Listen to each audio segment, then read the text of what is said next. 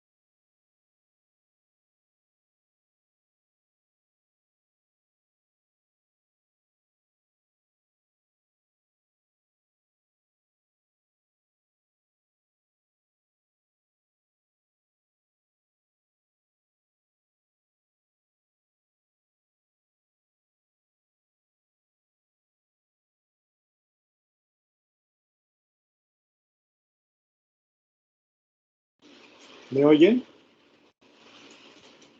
Sí, doctor, se lo escucha. Sí, doctor. Sí, soy claro. ¿Ahí me oyen? ¿Me oyen? Hola, hola. Hola, hola. ¿Se oye Sí. demasiado arriba afuera o no? No, no mucho. Ah, perfecto. Entonces voy a dejar los audífonos acá.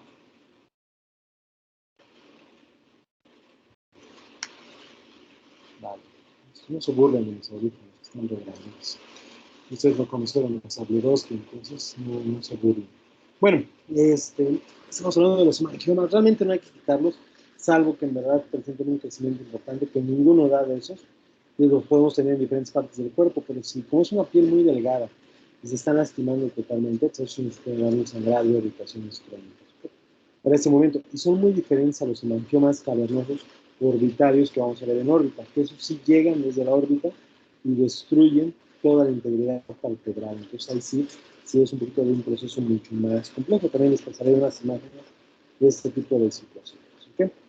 Ahora, la neurofibromatosis es algo muy parecido que vamos a ver cuando veamos esos hemangiomas de la órbita, que generalmente la neurofibromatosis va relacionada con la enfermedad de von Recklinghausen, generalmente neurofibromatosis tipo 2, y una característica de esto es el engrosamiento de los nervios, ¿no?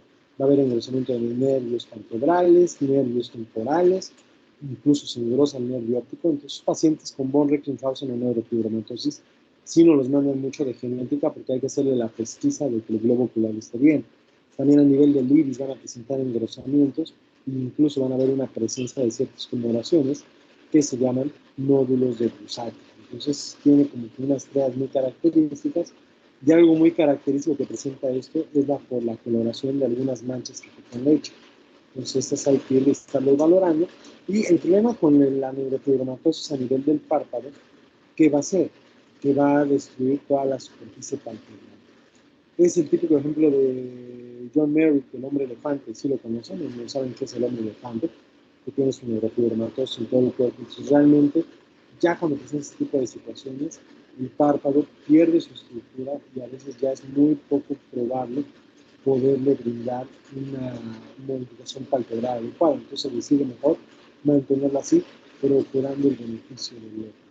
Realmente es muy difícil, pues, es muy poco probable ver al paciente como un hombre elefante actualmente a estas fechas, pero sí es común encontrar los pacientes con manos con leche y hay que hacerles las pesquisas de que no haya ningún problema a nivel de nervio óptico y a nivel del iris.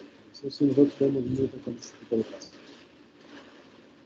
Ahora, estos somos benignos. Realmente el hacerles o no hacerles nada no altera la función del párpado. Puede darles alguna manifestación, una presión mecánica, una mala apertura, pero realmente no implica ningún peligro. Y esto tiene que ver en relación con los tumores malignos. Hay dos tipos de tumores malignos más comunes en el párpado, que es el carcinoma de células basales y el carcinoma de células trombosas. El carcinoma de células basales sí ya llevaron derma, ya pasaron por los vectores de derma. Obviamente, bueno, pasaron por las clases, no por otras cosas. Medio feo esta persona.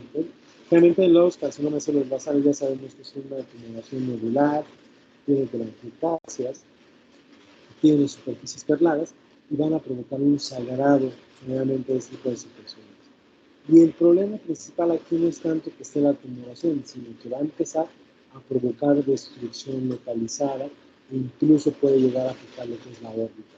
Pero un punto importante es que no va a provocar metástasis, porque generalmente el daño es local. Y a lo mejor lo que vemos generalmente es esto, una superficie nodular, perlada, con antifaces. A veces muchos mandan ese tipo de situaciones como chalaciones, que ya hablaremos de las chalaciones mañana. Se ve como una tumoración, se ve ulcerada, sangre el campanito. Entonces sí nos debe llamar la atención esto de que la destrucción es local.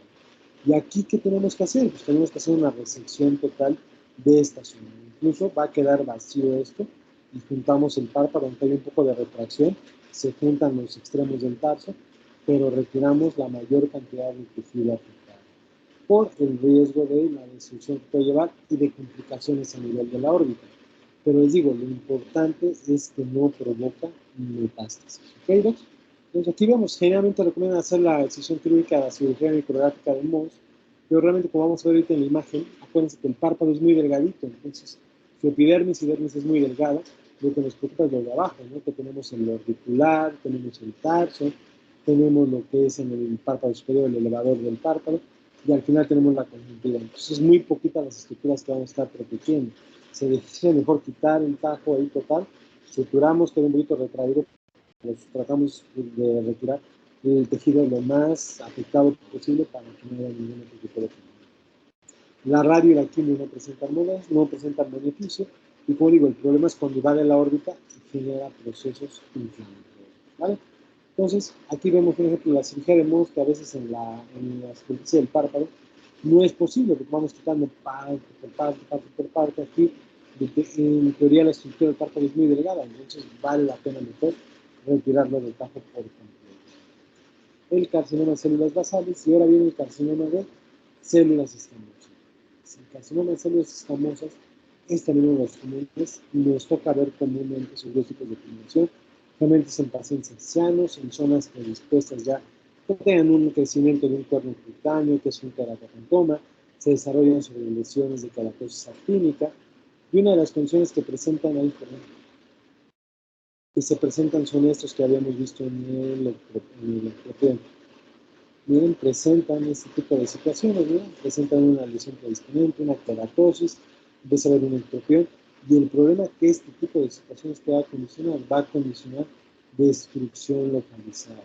Y eso, ahora sí podemos ver el ejemplo como está el señor acá, que presenta una destrucción general de la cavidad orbital. Hay una destrucción generalizada, ya hay una infiltración a nivel de órbita. El ojito puede estar viendo regular, pero ya también puede estar con alguna alteración visual. Y así es como llegan la mayoría de los pacientes. ¿Okay?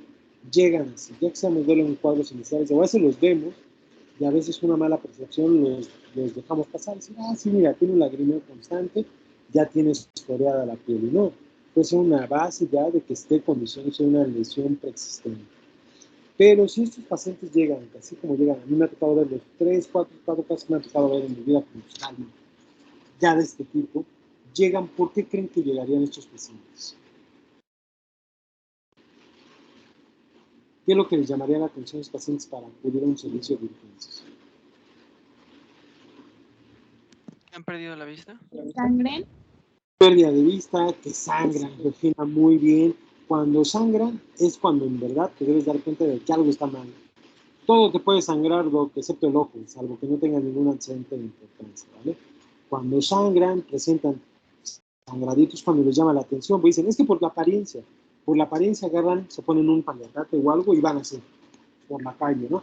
Andan escondiéndose, ¿no? Si dicen, ah, ya se te infectó, te vamos a poner un poquito de gotitas de manzanilla y lo ponen ahí para que cicatrice. O sea, nunca va a cicatrizar eso porque es una tumoración importante. Y el problema no es tanto el daño local, sino el daño que presenta a nivel de la órbita, que nos puede dar por infiltración de linfáticos y vasos sanguíneos, nos puede dar metástasis. Y el paciente puede llegar a perder la vida o a tener comprometida su vida por esas metástasis que vienen directamente del ojito. ¿Okay? Sí es muy importante detectarlos, ya llegan muy, muy avanzados, pero no hay que pensarle más en el momento de que veamos esto porque puede poner en riesgo su vida. Y como tal, hay que tomar medidas mucho más extremas. Entonces vamos a hacer un paréntesis acá para hablar de las cirugías mutilantes que vamos a existir en oftalmología. Una de las primeras que va a ser común que les toque ver se llama evisceraciones de ojos. La evisceración, vamos a revisar un ojito acá que se vea bien. La evisceración, ¿en qué consiste? Aquí vemos, acá por ejemplo, este ojito.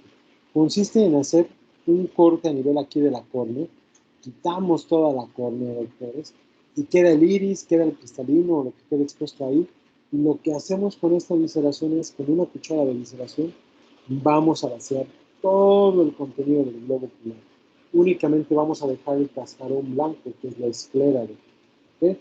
Vamos, ya que hayamos quitado coroides, retina, deja de sangrar el ojo, hacemos cauterización a la arteria central y a la vena central, deja de sangrar, y lo único que queda es el hueco blanco del ojo. Ese hueco en esa cavidad del ojo que es la esclera, va a tener todavía sus músculos adheridos, entonces en ese hueco ponemos una prótesis, ya a veces nosotros ponemos una caniquita, no le digan a nadie, pero a veces ponemos una caniquita, y esa caniquita le cerramos el ojito, queda suturado el blanco del ojo, el paciente puede llegar a mover todavía su ojito y queda factible para que a la larga pongamos una prótesis. Esto es una evisceración y esas evisceraciones se realizan en pacientes que tengan ojos ciegos dolorosos.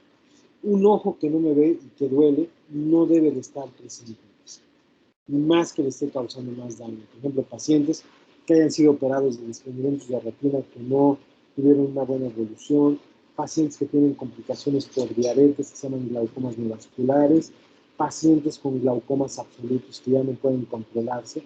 Si ese ojito no ve y está causando dolor, no podemos ceder el dolor, tenemos que pensar en un proceso mutilante que es una evisceración, que es vaciar todo el contenido del globo ocular y de esa forma nada más queda el cascarón del ojito, ponemos nuestra prótesis, suturamos y el ojito puede moverlo, lo que resta del ojo, la esclera puede moverse y ponemos una prótesis ya más adelante.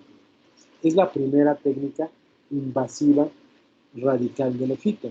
La segunda es la enucleación de ojos.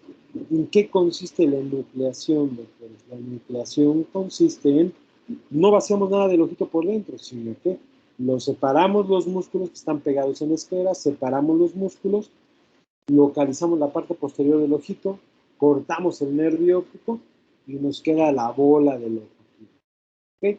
Pero ¿qué no quitamos? No quitamos ni los músculos, ni la grasa, ni los vasos orbitales. Todo eso los tratamos de reformar, formamos un muñoncito que queda de color rojito o rosita, le ponemos a la larga un conformador para formar la cavidad orbitaria nuevamente y a la larga también va a ser factible que pueda tener una prótesis, nada más que esa sí ya no se va a mover porque ya los músculos ya no tienen una fijación adecuada. Entonces la enucleación consiste en quitar la bola del ojo, pero dejamos todo el resto de las estructuras de la órbita. ¿En qué situaciones va a ser la enucleación? Cuando tengamos un estallamiento posterior, tengamos un daño a nivel de toda la organización del ojito y que ya no se puede mantener estructuralmente el ojo, mejor vaciamos todo el globo ocular y dejamos nada más el material de la órbita. La tercera, que es la exenteración, y es lo que este paciente que estamos viendo aquí? A ver, que estamos viendo aquí de lo que tratamos en este módulo, es que tenemos que vaciar toda la cavidad orbitaria, es decir, quitamos el globo ocular, lo cortamos igual que en la enucleación, pero ahora sí vamos a quitar músculos, vamos a quitar conjuntiva, vamos a quitar vasos sanguíneos, vamos a quitar grasa de la órbita, vamos a rascar periósteo y al final ponemos un implante de piel en esa zona. Entonces queda un hueco realmente totalmente recubierto por piel. ¿Y por qué no se deja ahí la calavera, pues la cavidad orbitaria? Porque acuérdense que quedan las aperturas de la órbita que tienen relación con el tejido neurológico. Entonces sí tenemos que poner un injertito de piel ahí, no se puede poner ninguna prótesis ahí porque no hay ningún sostén. Y estos pacientes que ya están avanzados en este tipo de situaciones es lo que ameritan. Ameritan una exenteración. ¿Vale? Entonces recordar evisceración, ojos ciegos y dolorosos, vaciar el contenido del globo ocular, se queda la parte blanca del ojito. Enucleación es quitar la bola del ojo, pero dejamos los restos de la órbita. Y exenteración es vaciar toda la cavidad orbitaria, incluso hasta con el periósteo de la órbita. ¿Vale? Este paciente requiere una exenteración. ¿Vale? ¿Dudas, preguntas con esto, Doc?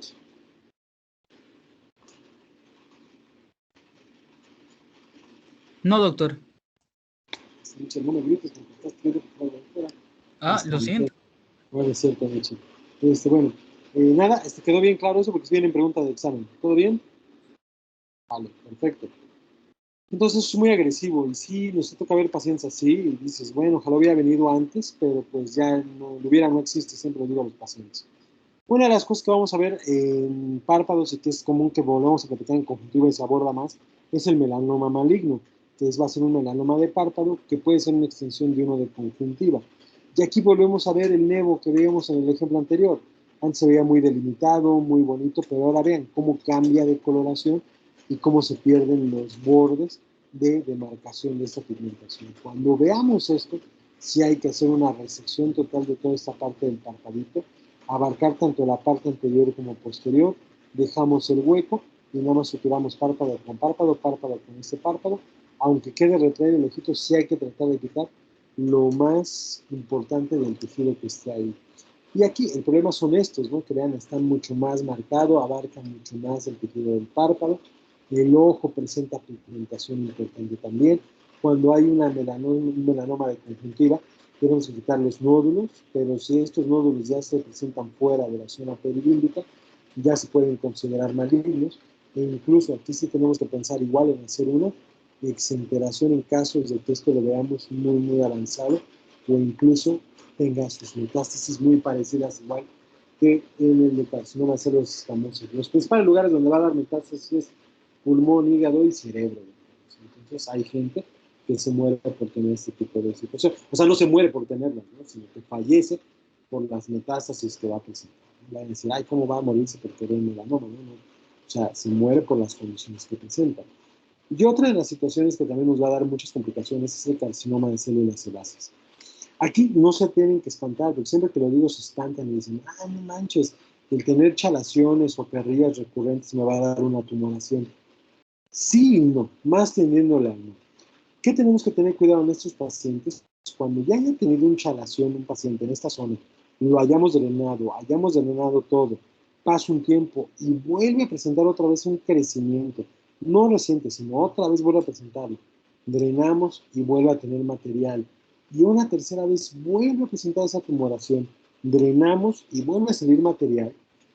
Esto sí ya tendría que ser, si sucede en el mismo sitio varias veces que ya hemos operado, sí tenemos que ese material que generalmente lo embarramos al de junto, eso lo embarramos al anestesiólogo o al instrumentista, ese material que saquemos ahora sí lo vamos a mandar a estudiar, ¿okay?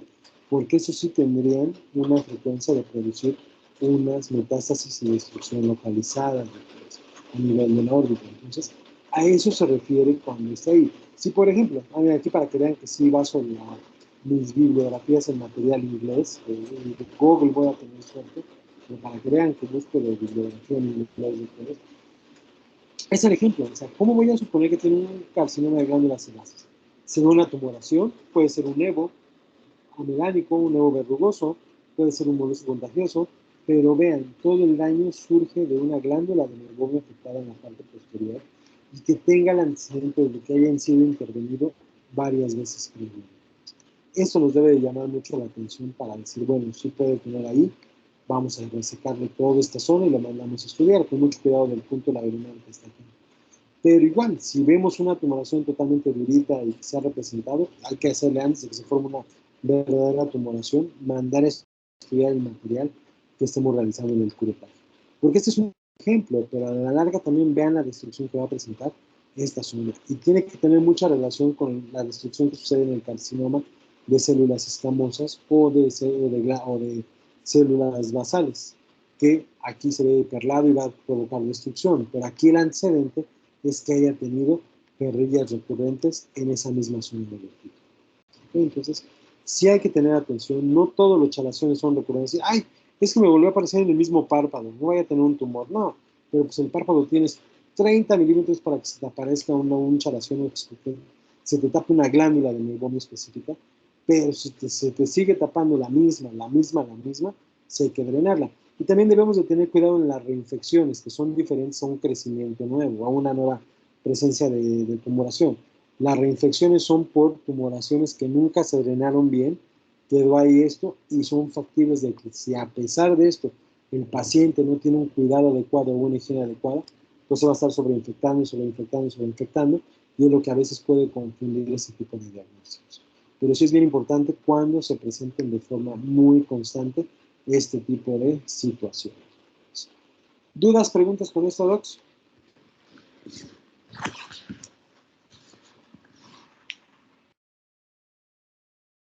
¿Nada? ¿Todo bien? Perfecto, Docs. Entonces, vamos a hablar de otro punto muy importante que son las blefaritis, ¿ok? Que son las inflamaciones de los párpados. Eso sí es bien común que se presente. Ustedes lo van a ver con médicos de primer contacto. Acuérdense que en la anatomía del párpado vamos a tener tanto una parte anterior que es piel como una parte posterior que es mucosa, que es dividido por una línea imaginaria o una línea gris que sí se ve, se llama unión mucocutánea o línea gris, y que va a dividir el párpado en párpado anterior y párpado posterior. El párpado anterior va a tener una característica de que es piel, pero va a tener desembocadura de las pestañas y va a tener también desembocadura de glándulas sebáceas, que esas glándulas sebáceas anteriores se llaman glándulas de Sayce y glándulas de Moll.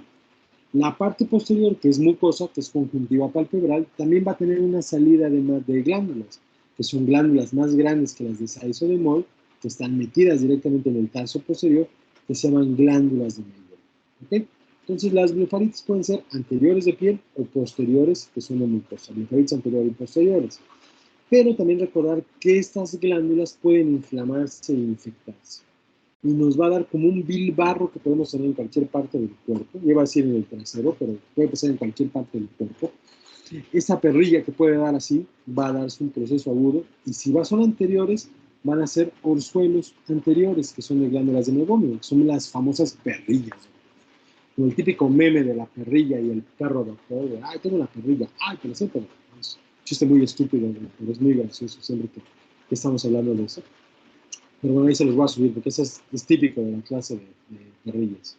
Entonces tenemos el orzuelo, que es un orzuelo anterior, y el orzuelo posterior. Entonces, aquí vemos un barro aquí totalmente, y duele mucho, y vamos a hablar de esas diferenciaciones.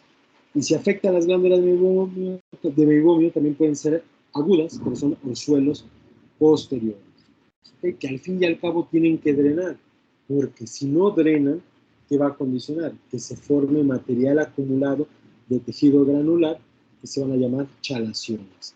Y los chalaciones son crónicos y pueden ser anteriores o posteriores. Entonces, muy importante esto. Recordar cómo pueden ser las blefaritis, pueden ser anteriores o posteriores. Recordar que las inflamaciones agudas de las glándulas sebáceas se llaman orzuelos. Y recordar que los procesos inflamatorios crónicos de estas mismas glándulas se van a llamar chalaciones. E igual pueden ser anteriores y pueden ser posteriores, tanto los orzuelos como los chalaciones. Entonces, si entienden esto, ya entendieron media clase de párpados. ¿Okay? Hablando de las blefaritis, pues bueno, hay dos condiciones. La blefaritis que va a causar las alteraciones anteriores y posteriores. De las anteriores, la más común es la seborreica, que tiene que ver con un exceso de producción de grasa en la salida de las glándulas de Say-Silumol. Y es muy característico que tengamos este tipo de inflamaciones o acúmulo de grasa si no tenemos una buena higiene de párpados o tenemos un cutis muy grasoso o no se desmaquillan las señoritas o bueno, ya cualquiera se puede desmaquillar. Entonces, puede darnos este tipo de obstrucciones de la parte inferior del ojito o un exceso de producción de grasa. Y es común que por eso, que debido a ese exceso de producción de grasa, tengamos acúmulo de material que se queda en las pestañas, que son costras melicéricas amarillas, son acúmulos de secreciones ahí amarillas pegadas en los párpados. También, ¿qué vamos a tener? Vamos a tener que se pierden esas pestañas por los procesos inflamatorios. Esta pérdida de pestañas recibe el nombre de madarosis.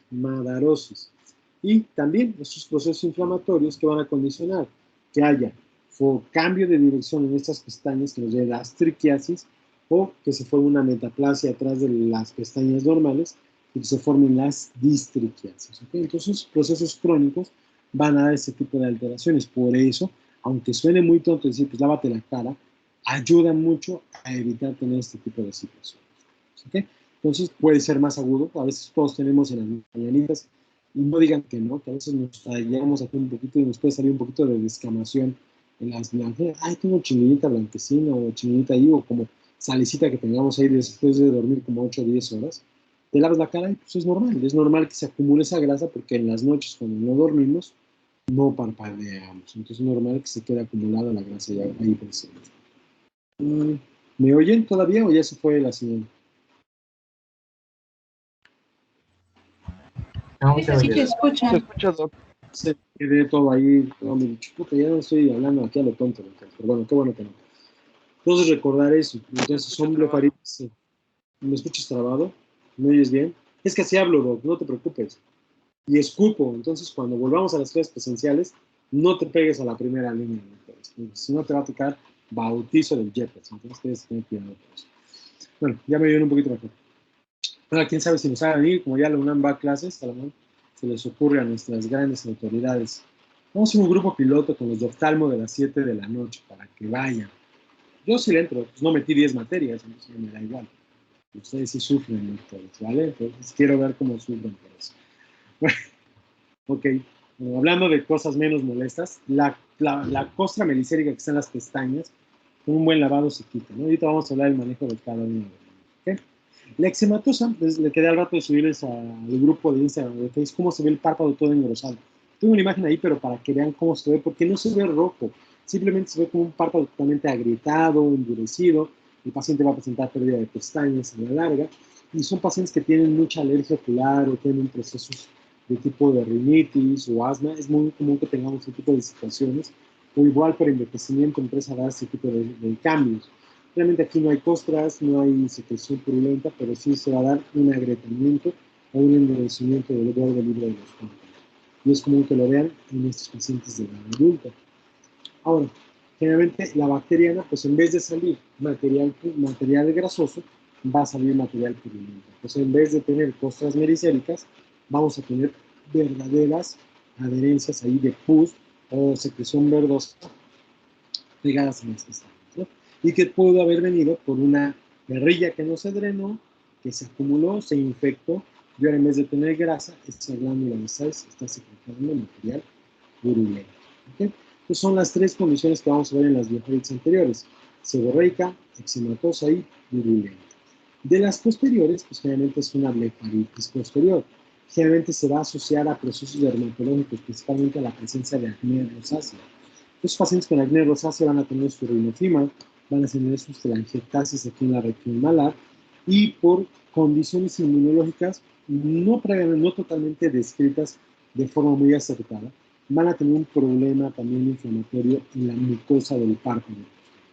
Entonces van a presentar inflamación, y esta inflamación va a hacer que se tapen las glándulas de meiomio, y al tapar estas glándulas de meiomio van a condicionar perrillas, van a condicionar salida de material purulento o incluso formación de chalaciones. Acuérdense que en el borde libre palpebral van a estar los orificios de salida de las glándulas de meibomio, y estos orificios de salida de las glándulas de meibomio se pueden inflamar. ¿Cómo se llamaría a esta inflamación de las glándulas de meibomio, doctores? Meibonitis. Exactamente, eso, ya lo vieron, está muy bien, meibonitis, ¿no? Y es para que vean quién contestó, no sé quién contestó, pero se lo agradece, no subió la voz. Es muy fácil oftalmo, aparte de ser muy bonito, es muy fácil. Por ejemplo, ¿cómo se llama? Ya vimos que la inflamación de las glándulas de Meibomitis, ¿no? Meibonitis, ¿cómo se llamaría la inflamación de un crecimiento que vamos a ver en conjuntiva que se llaman pinguéculas? ¿Cómo se llamaría la inflamación de las pinguéculas? Pinguéculas, ¿cómo se llama la inflamación de las pinguéculas?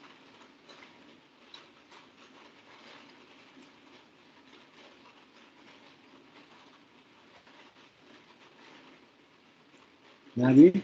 Se llama pingueculitis, doctores. ¿Cómo se llama la inflamación de la retina, doctores? Retinitis, ¿De la coroides? coroiditis, ¿De la uvea? uveitis, Sí, exactamente. ¿Cómo se llamaría la inflamación de un terigión? Es la carnosidad que luego ven así. ¿Cómo se llamaría la inflamación de un terigión? terigenitis, ¿Qué? ¿La banera o qué dijeron? ¿Tú? A ver, ¿tú? ¿Cómo se llamaría la inflamación de un terigión? A ver.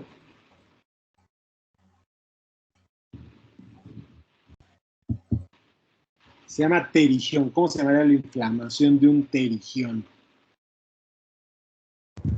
Terigionitis. Medio gacho, entonces mejor decimos inflamación del terigión. Sí, medio gacho, tú ya lo expusiste, Ricardo, ¿no? Entonces, mejor inflamación del terigión, ¿no? Entonces, no es tan fácil, no es tan difícil oftalmo, y usted sacando 8 en sus exámenes no puede ser posible, pero bueno. Entonces, hay una inflamación de las glándulas de meibomio que se llama meibomitis, ¿no? Ahorita las vamos a ver. Generalmente es un cuadro de blefaritis seborreica, ¿ven? Ahí te la inflamación del borde libre de los párpados, ahí el acúmulo de las costras semicéricas, ahí te la angiectasias, aquí puede haber pérdida de pestañas, y sin que estuviera tan rojo y sin tuviera tanta secreción aquí de costras medicéricas, así como se ve este parpadito, es como se verían las eczematosas. Sin inflamación, se ven engrosados, se ven inflamados, con pérdida de pestañas, esos pacientes que tienen alguna atopia o algún proceso alérgico o el mismo envejecimiento. Pero aquí se añade, pues, que como es una seborreica, la grasa de costras medicéricas está acumulada aquí en las pestañas, ¿no? Se forman costras amarillentas. Aquí tenemos la diferenciación, un párpado normal, vemos cómo está la piel inflamada, las costras medicéricas, y esto es un ejemplo de blefaritis posterior, miren, una paciente que tiene sus telangiectasias a nivel de la región malar, su rinoxima, que es una acné rosácea, y como digo, tiene mucha predisposición a tener inflamación de la conjuntiva palpebral. Y vean aquí se ven las pestañitas, se ve la separación de piel, en la mucosa, a veces no hay una separación tal cual porque está todo inflamada. Vean, se ven las telangiectasias, que es muy común ver en estos pacientes con inflamación de los párpados. Y vean aquí, se ven como unas bolitas, no sé si las alcanzan a ver. Estas bolitas son la inflamación de las glándulas de meiboma, que se llaman meibonitis. Estas meibonitis, estas inflamaciones se van a tapar en algún momento, y al tapar en algún momento nos van a dar un orzuelo posterior, y que si no drena de forma adecuada va a dar lo que es una hinchazón posterior. Es la base por la que se forman este tipo de situaciones. Pero para que vean que no solo ver la parte anterior del parpadito, si fuera una bacteriana, esto no sería amarillo, sería de tipo verdoso. ¿Okay? Pero ven cómo se inflama toda la estructura del párpado. No solo con ver el párpado rojo, ya suponemos que es una blefaritis, pero hay que identificar bien todo este tipo de situaciones. ¿Vale? Si fuera un eczematoso seborreica, lo importante es la limpieza del borde libre de los párpados y evitar que estén generando más grasa. Entonces aquí tengo un punto antes de ir al medicamento, es compresas de agua caliente y limpieza e higiene palpebral. Las compresas de agua caliente se recomiendan, no tanto porque sí van a inflamar más el párpado si es caliente, pero lo que hace el calorcito es que dilata los lúmenes de las glándulas y va a secretar más grasa. Y eso evita que se acumule la grasa, que se infecte, nos dé un proceso mucho más agudo. Entonces, por eso es bien importante el ponerse compresitas de agua caliente y hacerse así hacia abajo. A lo mejor no se pueden poner la compresa, pero si se están bañando y cae agüita caliente, háganse de esta forma para drenar toda la grasa acumulada en los párpados. ¿Okay? Y les recomendamos también la limpieza e higiene con el shampoo de bebé. Esta limpieza, ¿por qué se recomienda shampoo para bebé? Porque si le te entra al ojo, pues no te va a doler tanto, porque somos medio pencos a veces decir, es que no veo, y lo haces con los ojos abiertos. No, cerrar los ojitos, tenemos una buena limpieza al borde libre de los párpados. En las eczematosas podemos cambiar ese shampoo para bebé por un shampoo anticaspa, o también en las bacterianas. Nada más que ese sí, su componente es muy irritativo, entonces sí, con los ojitos bien cerrados para no provocarnos una conjuntivitis secundaria. Y eso es lo principal que requiere la afectación de los párpados. ¿Creen que un párpado requiera de gotas oftálmicas? Es decir, tienes una blefaritis y vas y te recomiendan un cloranfenicol en gotas. ¿Creen que funcione el cloranfenicol en gotas para una afectación del párpado? Las gotas son gotas oftálmicas, ¿eh? Entonces, ¿creen que te ayude las gotas para el párpado? No. No, como dice Michi, no, son gotas para el ojo. Entonces, te pones cloranfenicol en gotas para una afectación del párpado, no te va a funcionar de nada. Hay que dar tratamiento sistémico. En las seborreicas si vemos un proceso, bueno, en las bacterianas más que nada, o si vemos que hay un inicio de que pueda formarse una perrilla o una chalación, como ya vamos a platicar mañana, recomendamos antibióticos sistémicos. Sí, aunque el doctor de la Concha diga que ya son antibióticos obsoletos, la dicloxa y la cipro nos ayudan bastante para este tipo de situaciones. Entonces no tengan miedo de utilizarlo, ¿vale? No andan comprándole ahí pobre para una infección de los párpados, ya luego andan gastando en quinolonas de nueva generación. No, la diclo e incluso amoxicilina, yo me voy más hacia la dicloxa, tiene mayor penetración a nivel de párpado, si es alérgica cipro, o irnos con nitromicina, pero hay que dar tratamiento antibiótico si hay un proceso ya infeccioso en los párpados. En la seborreica y el xenocoso no hay, ahorita vamos a platicar de la otra, pero ayuda bastante. Y eso es a lo que va, las gotas no van a ayudar de nada, pero sí podemos ayudar con ungüentos. Los ungüentos sí son óptimos, porque no tanto por el antibiótico, me importa más el ungüento por el componente esteroideo que los acompaña.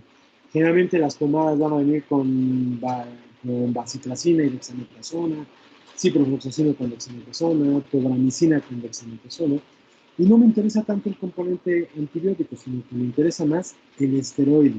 Y si me ponen tantito esteroide en el borde libre del párpado por unos 5 días, doctores, no les va a causar Cushing, no les va a dar diabetes insípida, doctores, no les va a subir de peso, es tópico, doctores. Oye, si te lo pones adentro del ojo, pues lo más seguro es que sí, a la larga te causa algún problema, pero solo te lo estás poniendo en el borde libre del párpado. Pues eso va a ayudar a desinflamar el ojito, ya que no avance a otro tipo de situaciones. Entonces, bien importante las medidas higiénicas, bien importante las compresas. Al final solo recomendamos un poquito de desinflamatorio, pero porque esto, para que evitemos este tipo de complicaciones, porque se puede infectar y dar lo que es una blefaritis bacteriana, una blefaritis anterior-bacteriana. Aquí sí vale la pena dar gotas. ¿Y por qué vale la pena dar gotas? Porque ya no solo están secretando grasa, están secretando material purulento. Y si ese material purulento cae al ojo, pues va a infectar al ojito, y ahí sí puede venir una infección conjuntival secundaria a una blefaritis, que es una blefaroconjuntivitis. O sea, aquí sí protejo a mi ojito con gotitas de antibiótico, le pongo la pomadita, le pongo compresas de agua caliente, limpieza con shampoo para bebé o shampoo anticaspa y tantita pomadita ahí en la zona de inflamación. Es lo único que va a ayudar a estos pacientes. Si veo con mucha mayor razón que está secretando material purulento, pues con mucha mayor razón le voy a dar dicloxacilina, le recomiendo cipro como quiera, le recomiendo eritro si es alérgico a cualquiera de todos, pero el chiste es dar tratamiento sistémico para que llegue al párpado. Y dar desinflamatorios, no sean culéis, denle un tratamiento desinflamatorio, paracetamol, diclofenac, naproxeno, lo que quieran, para que no tenga dolor sistémico. Unas gotas no le va a ayudar para bajar su dolor de sus pacientes. ¿Okay? En las posteriores igual, la limpieza y higiene de los párpados, y aquí es un poquito más difícil porque está atrás. Entonces aquí es cuando dicen, a ver, me voy a echar bien adentro del ojo y van a acabar con el ojo bien inflamado. Con que se limpien el borde libre del anterior de las pestañas les va a ayudar. Con que se pongan las compresas calientes en la parte anterior les va a ayudar. Pero no es lo mismo que el calor caiga directamente sobre una glándula de Zeiss que está adelante a una glándula de meiomio que está atrás. Entonces, generalmente por eso, los orzuelos posteriores de las glándulas de meiomio siempre acaban formando un chalación, porque a veces las medidas higiénicas no llegan, o medidas palpebrales, no llegan directamente propiamente a las glándulas y por eso no drenan. Entonces, por eso sí es común que lleguen a presentarse este tipo de situaciones.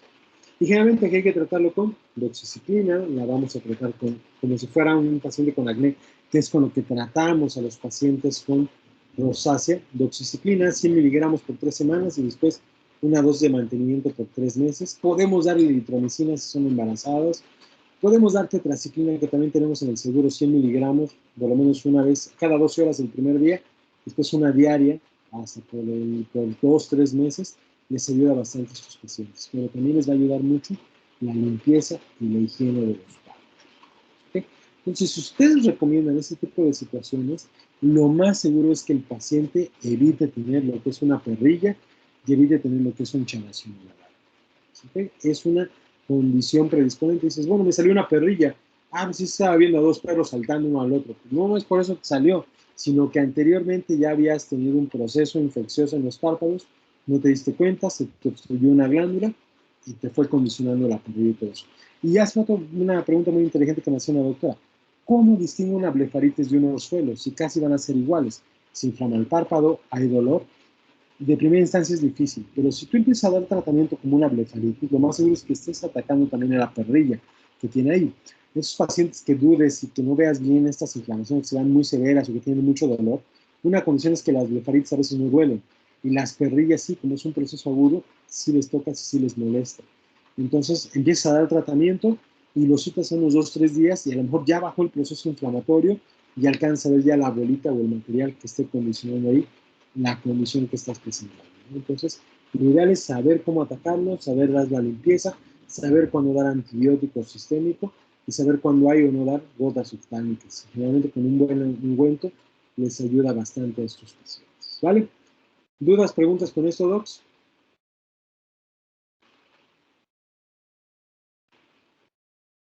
Entonces, si les llega una blefaritis, tiene ahí secreción acumulada, pegada, estén sacando secreción por el ojito, ¿les das tratamiento de gotas o no les das tratamiento de gotas? Ya el ojo lo tiene rojo y está con el ojo totalmente pegado. ¿Les das o no les das gotas oftálmicas? Jorge. Sí se le daría, ¿no? Porque ya hay Se le da. es el globo ocular.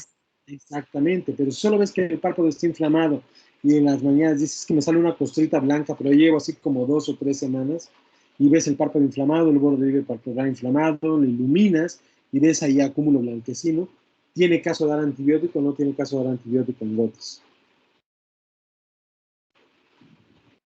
Pues no tiene caso porque es grasa. Si lo ves verdoso, acumulado ahí, y que les duela un poquito más, y aparte es reciente el cuadro, tiene unos 2-3 días que presenta eso, pues sí le das este tipo de apoyo, ¿vale? Ya les das para proteger una infección del globo ocular. Entonces es bien importante, porque para todo ustedes dan gotas de esto.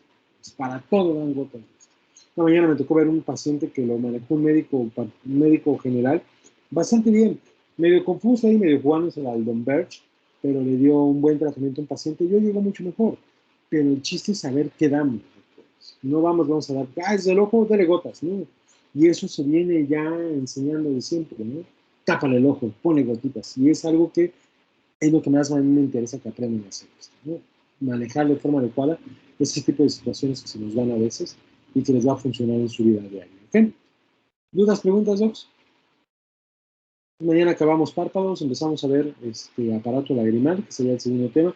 Aparato lagrimal va junto con órbita. Ahorita ya pongo la fecha del examen y de la entrega de tareas, ¿vale, Docs? Para que ya estén pendientes ahí, ¿vale? Cuídense, nos vemos mañana. Hasta luego, Gracias, doctor. doctor. Gracias. Gracias, Gracias, doctor. Adiós. Gracias. Bye, bye.